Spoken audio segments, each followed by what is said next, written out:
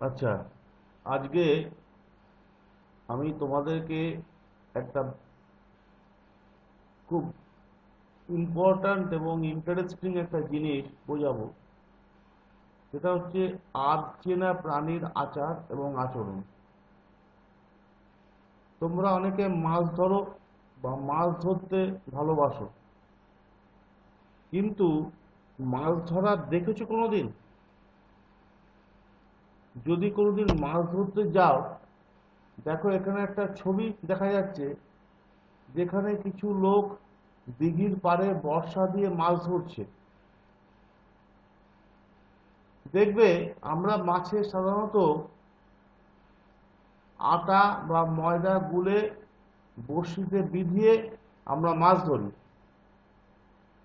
কিন্তু অনেক সময় দেখা যায় যে ছোট ছোট মাছ বড়শিতে বিধিয়ে পুকুরে ফেলা হয় এবং সেই মাছকে টোপ হিসাবে গিলে বড় বড় মাছ ওঠে। যেমন বোয়াল মাছ, যেমন ল্যাটা মাছ, যেমন শোল মাছ।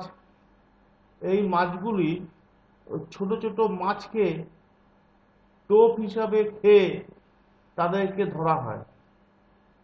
তার মানে এর থেকে কি বোঝা গেল যে বোয়াল মাছ, শোল মাছ, ল্যাটা মাছ এরা ছোট ছোট মাছ খায়। তাহলে এটা হলো মাছের একটা আচরণ। বোয়াল মাছকে বলা হয় রাক্ষসে মাছ। এই মাছ থাকলে পুকুরের অন্যান্য ছোট মাছগুলো আর থাকে না, বোয়াল মাছ অন্যান্য ছোট মাছকে খেয়ে ফেলে। তেমনই শোল মাছ, শাল মাছ, চ্যাং মাছ, ল্যাটা মাছ এদেরকে সব শিকারী মাছ বলা হয়। দেখো এখানেও ছবিতে বর্ষা দিয়ে বা ছিপ দিয়ে মাছ ধরছে। এই যে ছবিটা তোমরা দেখছো, এটা হচ্ছে একটা বোয়াল মাছের ছবি।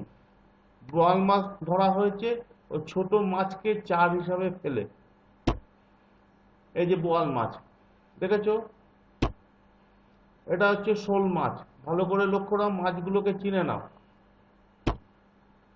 এইবারে আসছি আর একটা প্রাণীর বিশেষ আচরণ সম্বন্ধে, যেটা হচ্ছে যে সাপের নাম শুনলে অনেকে ভয় পায়, কিন্তু মনে রাখবে আমি বারবার করে বলেছি 95 ভাগ সাপের কোনো বিষ নেই।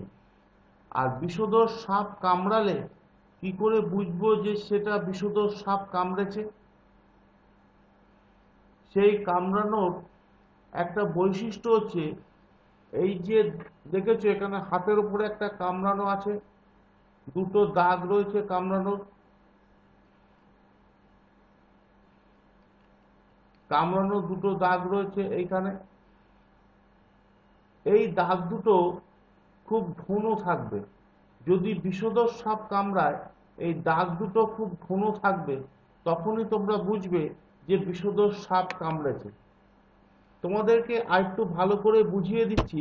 পরের ছবিটা দেখো, এইখানে দুটো ছবি রয়েছে।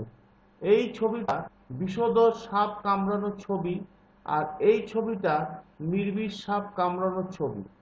দুটো ছবির পার্থক্য তোমরা বুঝতে পারছো? এখানে দেখো বিষধর সাপের দাঁত দুটো খুব পাশাপাশি, বিষ দাঁত দুটো, একে বলা হয় বিষ দাঁত। এই যে দাঁত, এই দাঁত দুটোকে বলা হয় বিষ দাঁত। এই দাঁত দুটোর ডিস্টেন্স বা দূরত্ব কিন্তু খুব কম।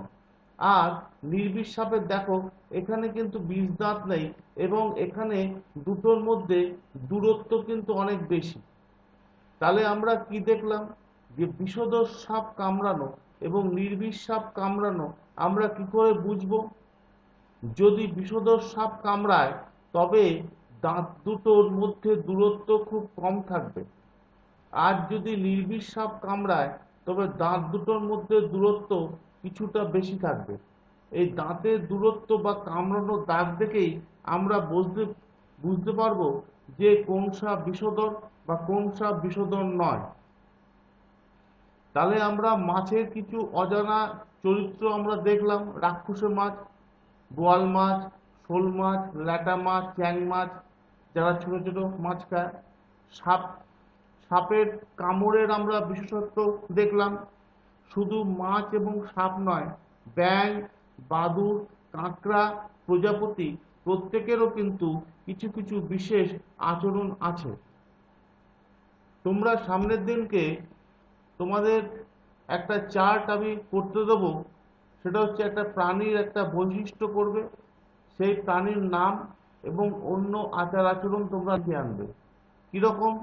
খোলস ছাড়া প্রাণী, সেই খোলস ছাড়া প্রাণী কোন প্রাণী, সেখানে প্রাণীর নাম লিখবে, এখানে প্রাণীর নাম লিখবে, সেই প্রাণীর কি আচার আচরণ আছে সেটা তোমরা এখানে লিখবে। গর্তে থাকা প্রাণীর নাম লিখবে এখানে, সেই প্রাণীর আচার বা আচরণ যদি কোনো বৈশিষ্ট্য থাকে সেটাকে লিখবে। এইভাবে তোমরা বুকে হাঁটা প্রাণীর নাম লিখবে এবং তার অন্য আচার বা আচরণ যদি কিছু বৈশিষ্ট্য থাকে তোমরা লিখবে। এইভাবে তোমরা চারটে প্রাণীর যে বৈশিষ্ট্য, তার নাম এবং আচার আচরণটা ভালো করে লিখে তোমরা আসবে।